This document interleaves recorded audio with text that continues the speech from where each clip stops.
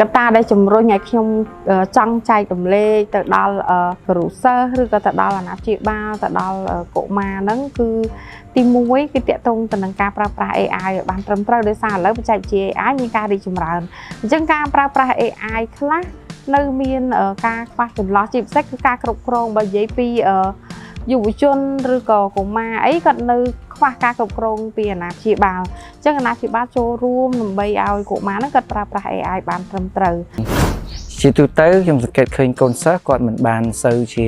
យល់ដឹងអ្វីច្រើនទេទៅលើបញ្ញាសិប្បនិម្មិតហ្នឹងហើយក៏គាត់មិនចេះទាញប្រយោជន៍ពីបញ្ញាសិប្បនិម្មិតហ្នឹងមកជំនួយដល់ការសិក្សារៀនសូត្ររបស់គាត់ដែរ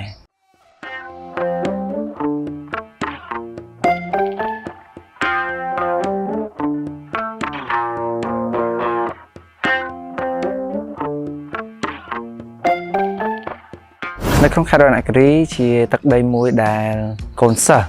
ឬក៏សិស្សនៅតាមវិទ្យាល័យឬក៏ប្រជាជនគាត់មានចំណេះដឹងតិចតួចទៅលើចំណេះដឹងអក្ខរកម្មបញ្ញាសិប្បនិម្មិតជាពិសេសទាក់ទងជាមួយនឹងការប្រើប្រាស់បណ្ដាញសង្គមអីផ្សេងសប្តាហ៍ថ្ងៃនេះជាទូទៅខ្ញុំសង្កេតឃើញកូនសិស្សគាត់មិនបានសូវជាយល់ដឹងអ្វីច្រើនទេទៅលើ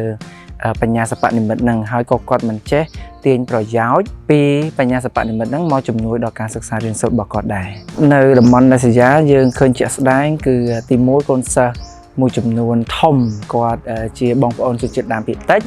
ហើយគាត់អត់មាន digital device ឬក៏ smartphone ឬក៏ទូរស័ព្ទដៃមួយទៀតគឺនៅសាលាដាសយ៉ាបែបនេះគឺកង្វះខាតអ៊ីនធឺណិតពួកគាត់ share ចែករំលែកអ៊ីនធឺណិតហ្នឹងតាមទូរស័ព្ទចែកគ្នាទៅវិញទៅមកឬក៏ខ្ញុំផ្ទាល់ក៏ខ្ញុំចែករំលែកទៅឲ្យពួកគាត់ដែរដើម្បីបានរៀនសូត្រជុំគ្នាហើយបានស្គាល់ពី digital tool ឬក៏ AI tool មួយចំនួនហើយយើងសិក្សារៀនសូត្រស្វែងរកនិងអនុវត្តជាក់ស្ដែងខ្ញុំមើលឃើញថាពួកគាត់អត់ដឹងរឿងច្រើនតាក់ទងជាមួយនឹងសុវត្ថិភាពឬក៏ឯកជនភាពរបស់គាត់ទៅលើប្រព័ន្ធអ៊ីនធឺណិតឬក៏ប្រព័ន្ធ AI បាទកត្តាដែលជំរុញឲ្យខ្ញុំចង់ចែករំលែកទៅដល់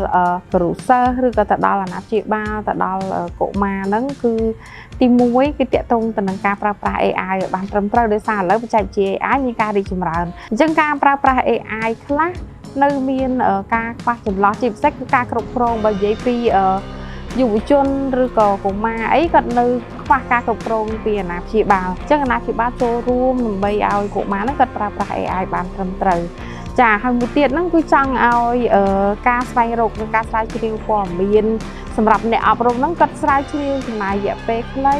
ចាឲ្យគាត់ឲ្យផ្ដល់ទៅន័យមួយដែលត្រឹមត្រូវដែលគាត់អាចយកទៅប្រើប្រាស់បានក្នុងថ្ងៃនេះដែរអ្នកចូលរួមរបស់យើងមានគ្រូសិស្ស119នាក់គឺគោលដៅសំខាន់របស់ខ្ញុំហ្នឹងគឺខ្ញុំចង់ឲ្យគ្រូសិស្សរបស់ខ្ញុំដែលរយៈពេលតែប្រហែលខែទៀតគាត់ខ្លាចជាគ្រូបរិញ្ញាបត្រហើយអញ្ចឹងគាត់យកអ្វីដែលបានរៀនជាមួយខ្ញុំនេះដើម្បីទៅអភិវឌ្ឍសហគមន៍របស់គាត់ឬសាលារៀនរបស់គាត់អញ្ចឹងគាត់ដឹងថានៅពេលដែលគាត់ចែករំលែកគាត់ត្រូវបរិញ្ញាបត្រសិស្សរបស់គាត់បែបណាចាការប្រើប្រាស់AI ប្រកបដោយប្រសិទ្ធភាពការប្រើប្រាស់ AI ប្រកបដោយក្រមសីលធម៌អញ្ចឹងគាត់បានរៀនពីយើងក៏គាត់អាចចែករំលែកបានខ្លះដែរចាមិនទាំងអស់ក៏បានខ្លះដែរបន្ទាប់ពីគាត់បានរៀនសូត្ររយៈពេល8ម៉ោងទៅលើ8 module ហើយខ្ញុំសង្កេតឃើញនៅពេលដែលគាត់ឡើងធ្វើបទបង្ហាញគឺគាត់មានទំនុកចិត្តហើយគាត់មានភាពច្បាស់លាស់ទៅលើការប្រើប្រាស់ AI ឬក៏ការប្រើប្រាស់បញ្ញាសិប្បនិម្មិតជាក់ស្ដែងនៅក្នុងវិស័យអប់រំយើងសង្កេតឃើញថាគាត់ចេះប្រើបញ្ញាសិប្បនិម្មិតចំនួន2គឺ ChatGPT និង Google Gemini គាត់ចេះប្រើប្រាស់ច្រើនហើយគាត់ចេះទាញប្រយោជន៍ចំពោះ AI tool ទាំងអស់ហ្នឹងដើម្បីមកបម្រើផលប្រយោជន៍ហើយនឹងពង្រឹងការសិក្សារៀនសូត្ររបស់គាត់ឲ្យកាន់តែមានប្រសិទ្ធភាពជាងមុនពេលដែលបន្តបណ្ដាគឺខ្ញុំបង្រៀនពួកគាត់ឲ្យទាញអត្ថប្រយោជន៍ពី AI ហ្នឹងដោយយក AI ធ្វើជាជំនួយហើយឲ្យវាទាញយកឯកសារដើម្បីយកមកឲ្យយើងនឹងរៀនអានរៀនសូត្រជាជាងដែលយើង copy ចម្លើយទាំងស្រុងដាក់មកជាកិច្ចការរបស់យើងផ្ទាល់នៅពេលដែលយើងប្រើ AI ដោយគ្មានទំនួលខុសត្រូវវាធ្វើឲ្យគំនិតច្នៃប្រឌិតរបស់យើងនឹងធ្លាក់ចុះឧទាហរណ៍ថាកូនសិស្សម្នាក់ហ្នឹងគាត់ពឹងផ្អែកទៅលើ AI ជ្រុលពេក គ្រប់វិនាទីគ្រប់ពេលវេលាគឺគាត់ពឹងទៅលើ AI ទាំងស្រុងអញ្ចឹងវាធ្វើឲ្យការគិតរបស់គាត់ខ្សោយអ ចឹងគឺខ្ញុំបញ្ជាក់ប្រាប់គាត់ថាយើងត្រូវតែមិនជៀសផុតពីការអាននិងការពិនិត្យឡើងវិញទេរាល់ព័ត៌មានដែលយើងទទួលបានពី AI ហើយក៏យើងត្រូវតែច្បាស់ថាយើងយល់នៅព័ត៌មានទាំងអស់ហ្នឹងហើយយើងបានអានសិក្សាស្រាវជ្រាវទាំងអស់ហ្នឹងហើយវាជួយឲ្យគំនិតច្នៃប្រឌិតរបស់ពួកគាត់កើនឡើងទោះបីជាគាត់ស្ថិតនៅក្នុងសម័យ AI ហ្នឹងក៏ដោយបាទក្រោយពីបានចូលរួមនៅសកម្មភាពទាក់ទងជាមួយនឹងអក្ខរកម្ម AI ខ្ញុំទទួលបាននៅខ្ញុំដឹងទាក់ទងជាមួយនឹងនិយមន័យនៃ AI ដែលយើងដឹងថា AI ហ្នឹងមិនមែនជាវេទមន្តទេប៉ុន្តែវាគឺជាឧបករណ៍ដែលរៀនសូត្រពីឧទាហរណ៍ជាក់ស្ដែងរបស់មនុស្សយើង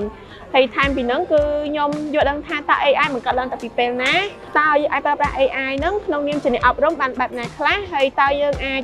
បញ្ជា AI នៅក្នុង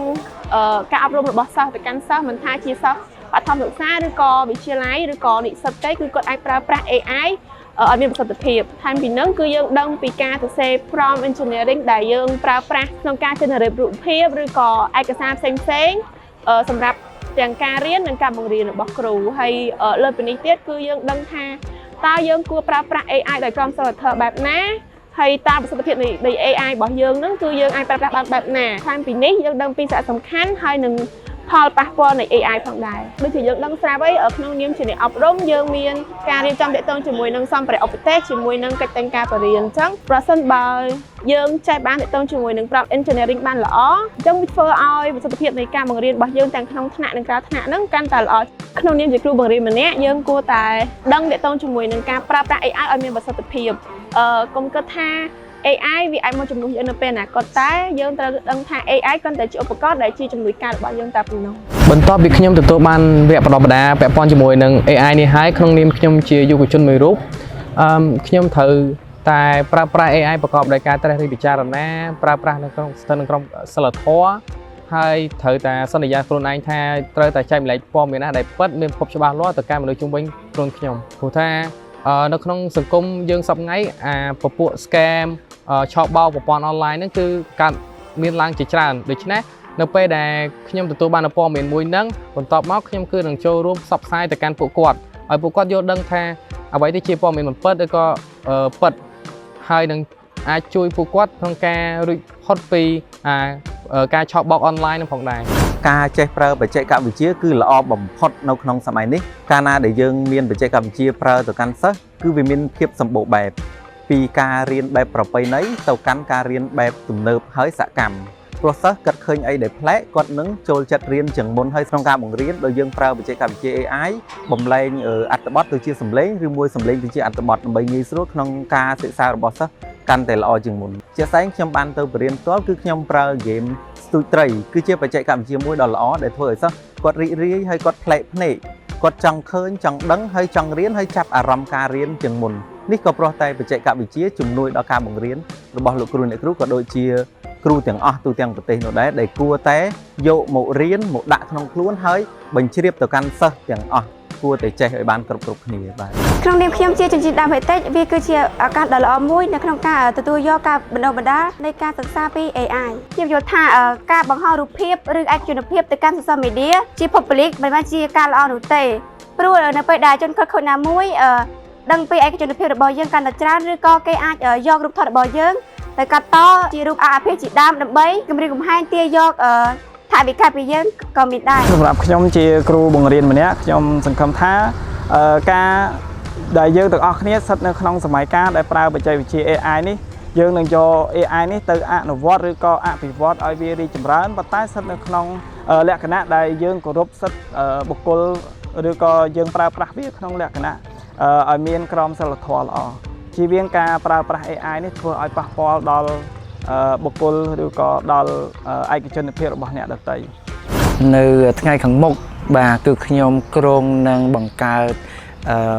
វគ្គសិក្សាឬក៏វគ្គបណ្ដុះបណ្ដាលអនឡាញមួយសម្រាប់អ្នកអប់រំបាទសម្រាប់អ្នកអប់រំទូទៅមិនថានៅក្នុងខេត្តរតនគិរីឬក៏តំបន់ដាច់ស្រយាលផ្សេងទេដែលគាត់គឺជាក្រុមដែលគាត់មិនសូវទទួលបានព័ត៌មានពេញលេញតាក់ទងជាមួយនឹងចំណេះដឹង AI ហ្នឹងខ្ញុំក៏គ្រោងចែករំលែកទៅកាន់ក្រុមការងាររបស់ខ្ញុំដែលនៅ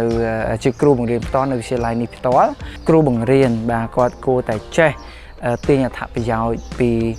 AI ហ្នឹងឲ្យបាន ច្រើនដើម្បីពង្រឹងចំណេះដឹងស្រាវជ្រាវរបស់គាត់ហើយនឹងរកវិធីសាស្ត្រថ្មីដើម្បីធ្វើឲ្យថ្នាក់រៀនរបស់គាត់នឹងហើយនឹងទំនាក់ទំនងសិស្សគ្រូនឹងឲ្យកាន់តែមានប្រសិទ្ធភាពជាងមុនកាលណាយើងទាញប្រយោជន៍បានវាធ្វើឲ្យការអប់រំគឺលែងមានគម្លាតឆ្ងាយបាទវាធ្វើការអប់រំនៅតំបន់ដាច់ស្រយាលនិងនៅទីក្រុងភ្នំពេញគេហៅថាប្រសិទ្ធភាពដូចគ្នាមិនថាយើងមកពីទីកន្លែងណាទេព្រោះ AI មានន័យថាឥឡូវគឺវាជាបណ្ដុំនៃការសិក្សាស្រាវជ្រាវរាល់ឯកសារទាំងអស់គឺគ្រូបង្រៀនហើយនឹងសិស្សគឺអាចយកបានបន្ទាប់ពីចាប់ពាក់សិក្ខាសាលាជាមួយនឹងគ្រូសិស្សហើយខ្ញុំនឹងមានកម្មវិធីមួយទៀតខ្ញុំនឹងបន្តទៅដល់គ្រូទេសនៅក្នុងសាលារបស់ខ្ញុំអញ្ចឹងក៏បំណងដែលធ្វើការចែករំលែកបន្តទៅដល់គ្រូទេសហ្នឹងគឺចង់ឲ្យគាត់យល់ច្បាស់ថាតើការប្រើប្រាស់ AI ហ្នឹងវាយ៉ាងម៉េចចាំវាជួយគាត់អីខ្លះវាផ្ដល់ហានិភ័យអីខ្លះដល់គាត់ហើយនៅពេលដែលយើងចែករំលែកទៅដល់គាត់ហ្នឹងក៏ម្ដងមួយទៀតគឺចង់ឲ្យគាត់ចែករំលែកទៅដល់សិស្សចាគាត់ចែករំលែកដល់សិស្សឬគាត់អាចចែករំលែកទៅដល់គ្រួសារឬក៏ចែករំលែកទៅដល់កូនគាត់ជាបន្តទៀតជាចុងក្រោយនេះចង់បញ្ជាក់ថាការប្រើប្រាស់ AI វាពិតជាបានជួយសម្រួលដល់កិច្ចការរបស់យើងច្រើនអញ្ចឹងមុននឹងយកទៅបន្តដល់សិស្សយើងត្រូវគិតថាតើទិន្នន័យនេះត្រឹមត្រូវដែរទេអញ្ចឹងត្រូវតែមានការទៀងទាត់និងពិភាក្សាឲ្យបានច្បាស់លាស់ចា៎